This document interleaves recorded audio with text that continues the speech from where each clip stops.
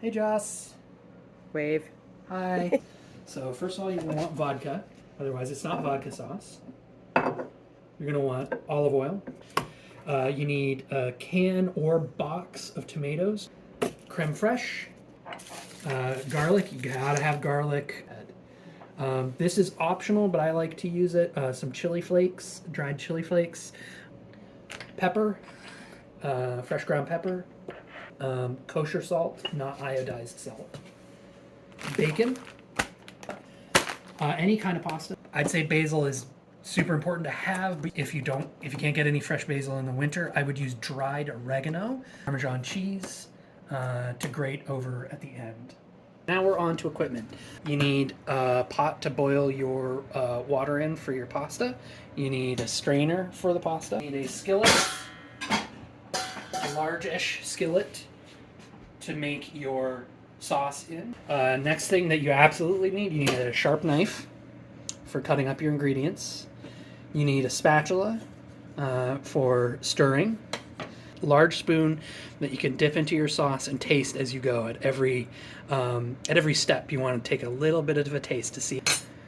And then you want a serving spoon to serve afterwards. Optional thing is for garlic. You need a small cup or glass for pouring out your vodka, so you can pour the vodka out of this and not out of the bottle. If you pour out of the bottle, there is a chance that you could light yourself on fire.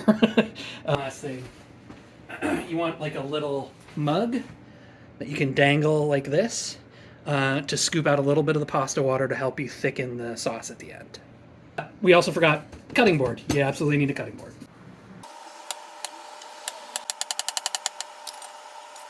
So I've already done the garlic here. You should have like a little bowl for just like kitchen scraps, things you're not using, just so you're not running back and forth to the trash. And this thing here called, it's called mise en place, which is basically means everything in its place. Bring up my basil. This is going to go in at the very end. The reason I'm doing it now is so I can have everything prepped before I put anything to the heat. Bacon. Do ba do ba do ba do ba do ba do ba do ba do ba do boo do. I have my ingredients arranged in the order they're going to go in. Bacon first, followed by red pepper flakes, followed by garlic, and then these will go in last, not including the tomatoes. Take a lot of salt, like that much salt, and I put it into the water. Always salt your pasta water. Vodka, don't do any more than like that amount. I'd say no more than a quarter cup, probably less, like an eighth of a cup. You want to put your skillet on medium-high heat, because we're going to be doing the bacon first, and the bacon has a lot of oil in it that will cook off.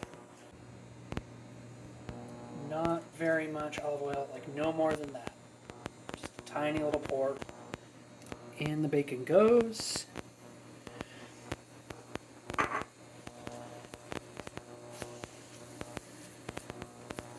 Just get that nice and coated in the olive oil. Spread the bacon out. Make sure there's not bacon sitting on top of other bacon as much as you can.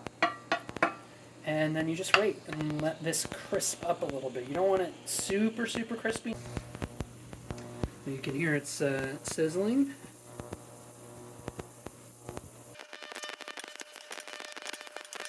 Now you notice there's this oil that's sort of building up, that's cooking off the bacon here. You want this all to render out of the bacon and start to boil off a little bit. It's going to start looking dry. The bacon's going to look like it's starting to stick to the pan a little bit, and that is when we will throw in the garlic.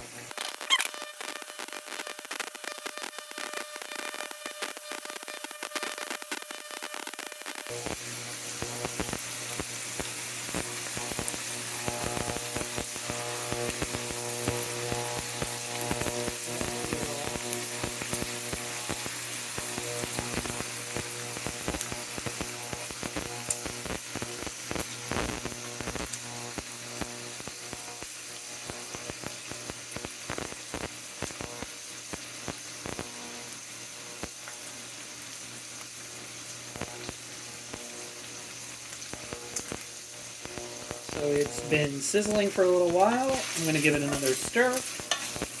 You do want to stir so you're trying to get as much of the different surface areas cooking as possible. Give some bacon that's been on the side of the pan some time in the middle of the pan. You don't want to stir too much. You stir too much, nothing's going to have time to cook because it's moving. So then you just let it alone, let it sizzle for a little while longer. 5 minutes later. So if you see here, right on the edge here, that's starting to get a little darker. There's a little less translucency on the edges. This is when you want to add the garlic. And you're only going to be stirring the garlic in amongst all of this for like 15, 30 seconds, depending on how hot your pan is. If your pan is searing hot, you might want to turn it down a little bit at this point. Just a little. Give this oil time to, with stirring, to infuse into the garlic. Let the garlic release its own oils into this. You're developing a lot of flavor here.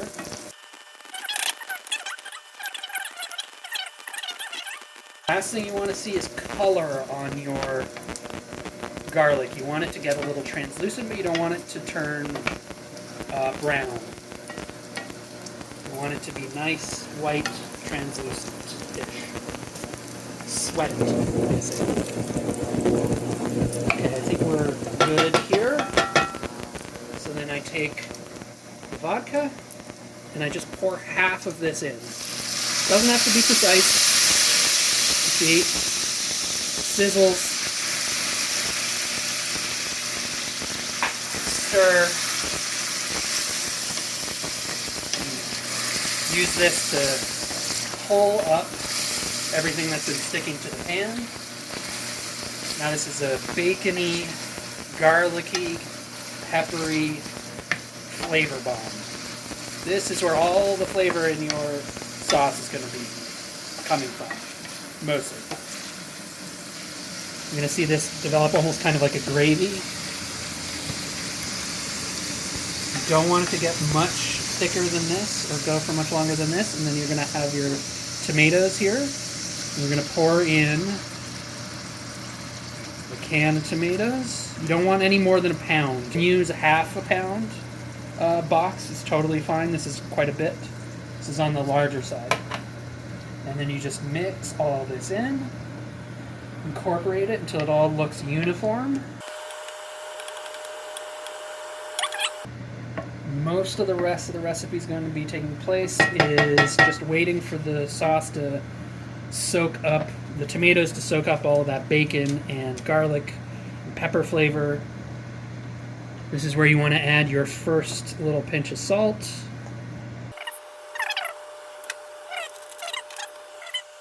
Up the temp on your stove to high heat, like 3/4 of the way to the highest setting.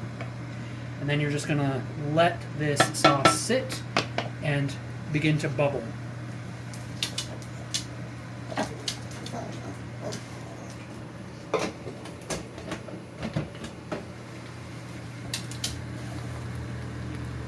My pan stayed pretty hot today, so it's already bubbling.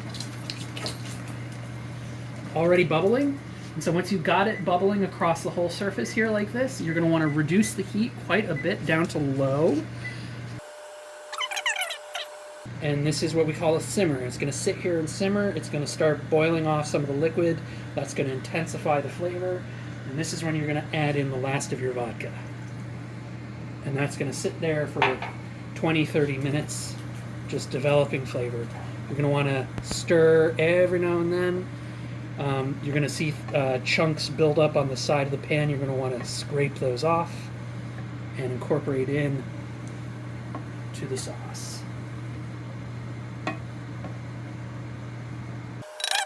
Impulse is going to be to stir constantly. You don't want to do that. You want to give it time to build back up to a simmer and then stir it for a couple of seconds and then leave it alone again for a few minutes. Let it build back up to a simmer and give it another stir. Make sure it's not sticking to the bottom of the pan. Water is boiling, so it's time to put in the pasta.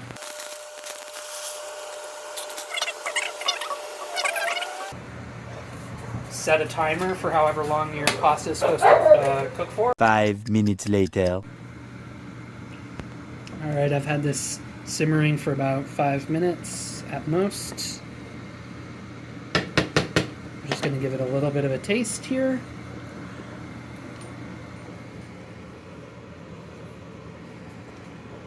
Mostly just tastes like tomatoes right now. A little bit of spice. Just needs more time. 5 minutes later. So you can see there's just a couple of bubbles on here because I've just stirred. It hasn't had time to come back up to a simmer. Just gonna take another bite. Yeah, so I'm starting to taste the garlic a bit more. A bit of the smokiness of the fire roasted tomatoes mixed with the smokiness of the bacon. It's gonna reduce down to like a thick sauce the longer and slower you do it. But if you really want this to taste good, you gotta simmer this for at least half an hour. Better for like 45 minutes to an hour on low heat. While this is simmering and I don't have anything to do, I'm gonna pre-measure out my creme fraiche. Doesn't have to be exact. Basically like a quarter cup scoop. Doesn't have to fill the whole quarter cup.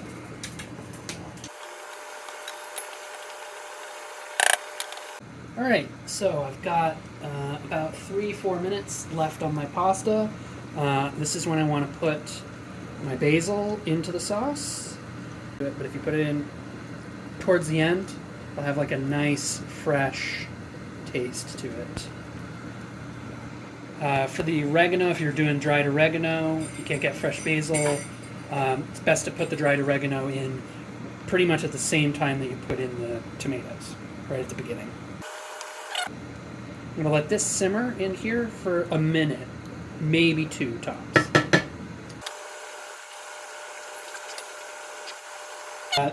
You can do this when your pasta is almost done. If you look at the pasta water here, it's nice and cloudy. A little bit of it in your cup here, just a little bit. The stuff is super, super wonderful when it's added back to your sauce. Makes it nice and thick and velvety. I'm going to want to turn up the heat on this because I'm going to be adding the creme fraiche, which is cold, and I don't want the sauce to get too cold. And then you just stir until this incorporates in and the sauce turns this lovely, I don't know the color you'd call it, maybe salmon-y kind of color. Did you call it bisque? Bisque, yeah.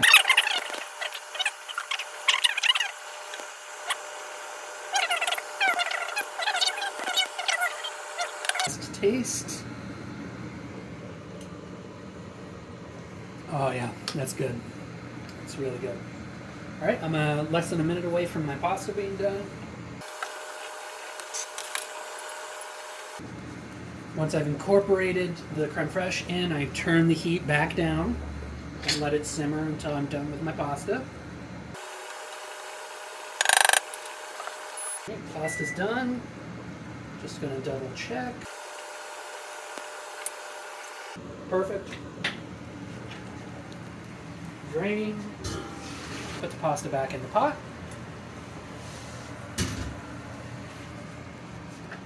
This is already pretty nice and creamy. I'm just going to add a little bit of that pasta water that I reserved before. Just add some starch to it, thicken it up, make it nice and velvety. Yeah, gets nice and smooth there. Beautiful.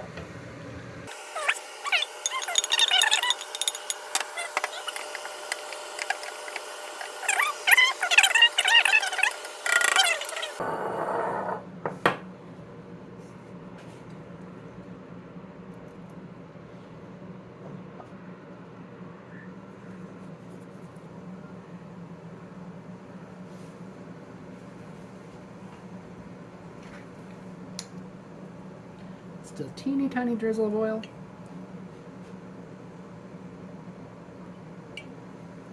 Good to go.